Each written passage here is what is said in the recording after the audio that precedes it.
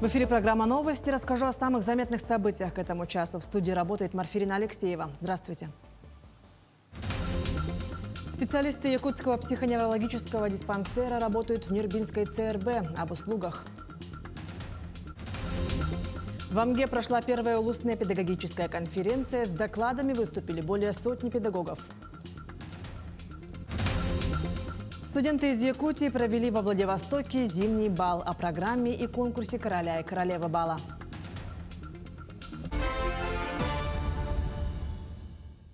Представители якутских муниципалитетов – лучшие эксперты по развитию северных территорий. Об этом на форуме «Малая Родина. Сила России» заявил мэр Якутска Евгений Григорьев.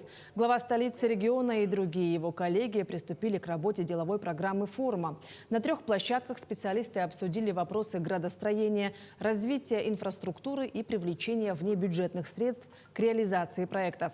При этом одними из самых активных участков форума стали главы якутских муниципалитетов.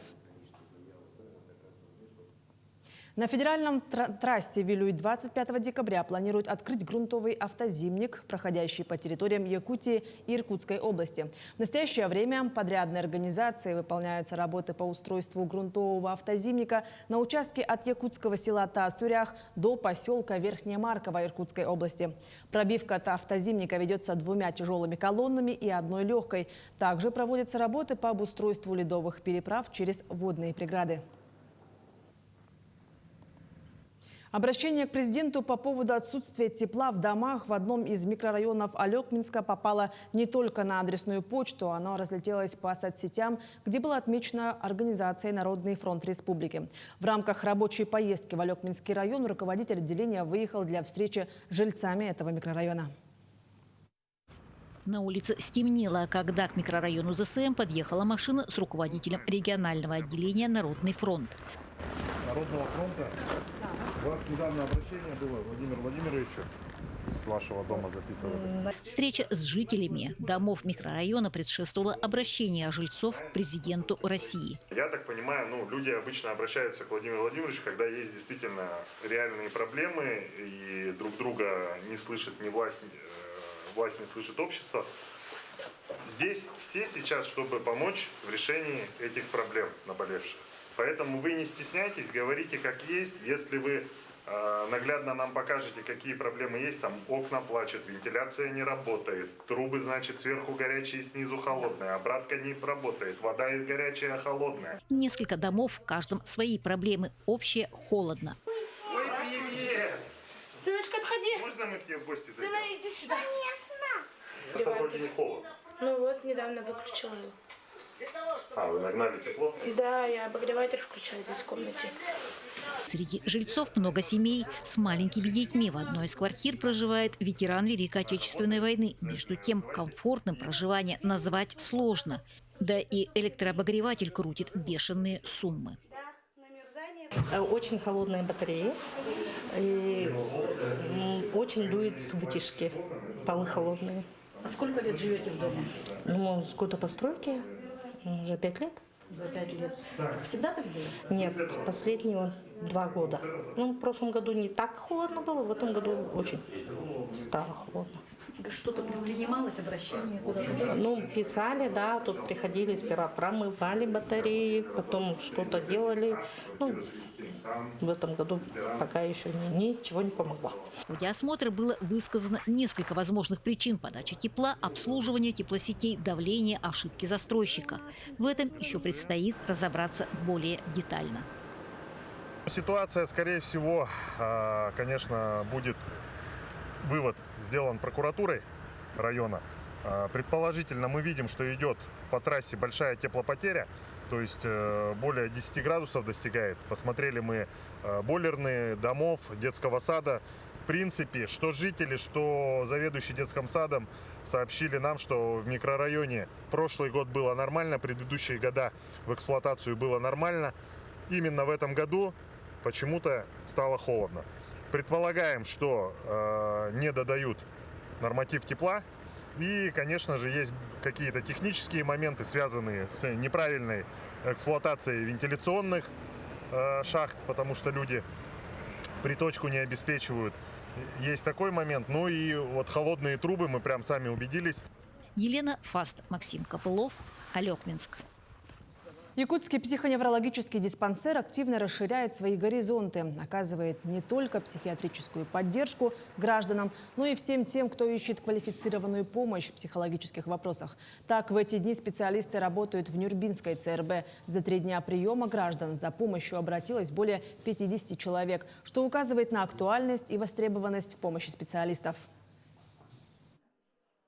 В первую очередь к нам обращаются дети, взрослые, оказавшиеся в трудной жизненной ситуации, у которых внезапно ушел кто-то из родных. Также к нам обращаются, особенно к детскому психиатру, дети с речевыми нарушениями, с расстройствами психоневрологического развития, с расстройствами аутистического спектра. Сейчас стало очень много детей. Ну и также мы пообщались с детьми, у которых расстройства учебных навыков, которым сложно учиться в школе, у которых разное поведение наблюдается, в том числе и демонстративное поведение. В Амге прошла первая улусная педагогическая конференция «Современное образовательное пространство. Вызовы, решения, перспективы», посвященная памяти методиста-исследователя, отличника народного просвещения России Ирины Барабановой. Ирина Степановна была одной из первых в районе педагогов-ученых, координатором опытной экспериментальной деятельности учителей и образовательных учреждений, автором многих проектов по управлению образованием и научно-методических публикаций, книг и пособий для учителей. В 7 секциях с докладами выступили более сотни учителей и педагогов дошкольного образования. Современное образование имеет очень много проблем, и поэтому охват очень большой, широкий, и особенно будет касаться новых в ГОС и вообще новых стандартов образования по всем критериям. У нас мероприятие именно имени Барабановой Ирины Степановны, да, и поэтому уклон будет делаться тоже именно по методической такой работе и по экспертной работе. Несмотря на пришедший холод, в Якутске продолжаются различные торжества. Так, в «Триумфе» в рамках Дней Нюрбинского улуса состоялась ярмарка сельхозпродукции. На прилавках можно было найти все – от сливочного масла до настоящих якутских ножей. Представить свои изделия прибыли 22 производителя со всего района. С самого утра представлена местная продукция, среди которой молочные продукты, мясо и даже якутские хомусы. Благотворительная акция «Елка добра» стартовала в Аймяконском районе. По традиции уснерская елка установлена в магазине «Альянс». Каждый может подарить радость новогоднего подарка ребенку из семьи земляка-участника специальной военной операции. Для этого нужно снять с елки открытку с именем ребенка. Подарки ребята получат на праздничном новогоднем утреннике. С начала специальной военной операции у нас проходит данная акция, и пока еще ни одну я не пропустила. Отрадно то, что мы, простые местные жители, дарим подарки детям участников специальной военной операции. То есть это определенно своего рода вклад в настроение, сделать ребенку приятное. Сегодня вот у меня девочка, которой 15 лет, и я вообще в замешательстве. Я не знаю, что дарят детям в 15 лет, так как у меня девочки нету, а есть сыновья. Как бы с сыновьями тут немножечко понятно, а с девочкой вот вообще непонятно. Ну, не знаю, как бы время у нас есть, мы располагаем и что-нибудь да придумаем. Во Владивостоке прошел зимний бал. Студенты из Якутии уже не первый год проводят это мероприятие, на котором проходят интерактивы, танцы, а также конкурс короля и королевы бала. Подробнее расскажет Иннокентий Кычкин. Зимний бал в Владивостоке – это ежегодное мероприятие, в котором студенты могут примерить наряды, потанцевать вальс, а также окунуться в атмосферу балов в Средневековье. Во Владивостоке якутская студенческая организация «Кескиль» провела традиционный зимний бал в Пушкинском театре ДВФУ. Событие объединило студентов из разных регионов России. Программа включала в себя игры для гостей, конкурс короля и королевы зимнего бала, творческие выступления от студентов. Также уже традиционно сотрудники Постпредства Якутии по Дальневосточному федеральному округу вручили благодарственные письма самым активным студентам студентам из организации «Кескиль». Данное мероприятие предназначено для межкультурного общения между студентами. То есть наше мероприятие не только для якутов, но и для всех студентов Владивостока.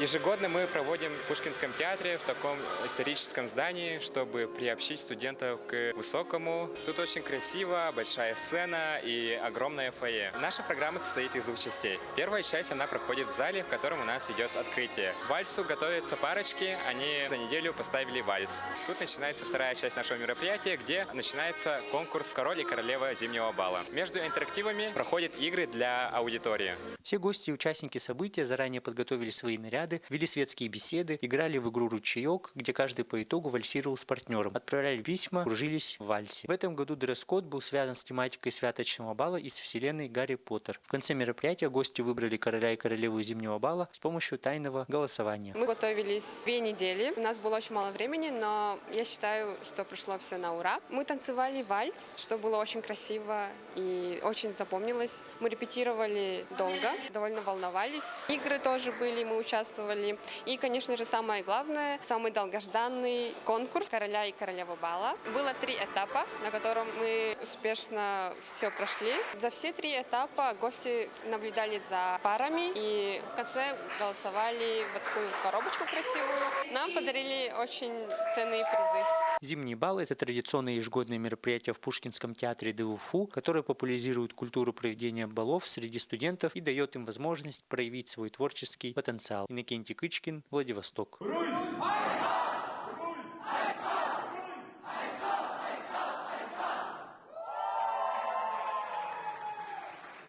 В Горном районе завершился чемпионат республики по пулевой стрельбе из малокалиберного оружия.